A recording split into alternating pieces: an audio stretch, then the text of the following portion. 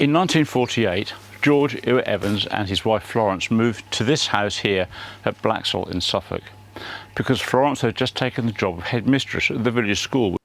They lived here and raised their children, and George got talking with his neighbour Robert Savage. Robert was one of many shepherds in his family, and Robert told him how life used to be on the farms before the First World War. He spoke to more neighbours, and then he wrote their stories in a book called Ask the Fellows Who Cut the Hay, which was published in 1956.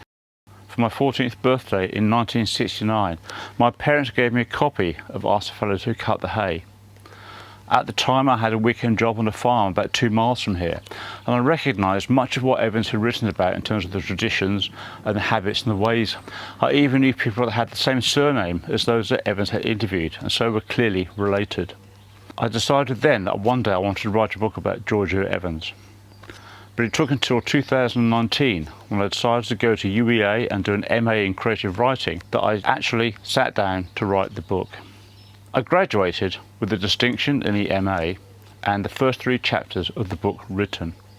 Each chapter takes something we're all familiar with, so milk, wheat, barley, coal, looks at its past through the eyes of George Ewart Evans, and its present and its future. For example, I met Portia Brown, a shepherd who has 800 sheep on the water meadows and parkland around Clare in Suffolk.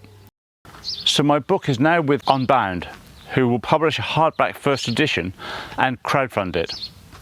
What that means is you have the opportunity now to pledge your support and be one of the first to get a hardback copy of the book. The book contains material from all 12 of George Evans' books about rural Suffolk. People used to live far more sustainably than they do today, and reading the book will give you clues as to how you can live more sustainably tomorrow. I've had my copy of this book for more than 50 years, and it's got a bit dog-eared over that time. By pledging your support for my book now, you'll have a hardback edition that you can treasure and keep and share that will last forever.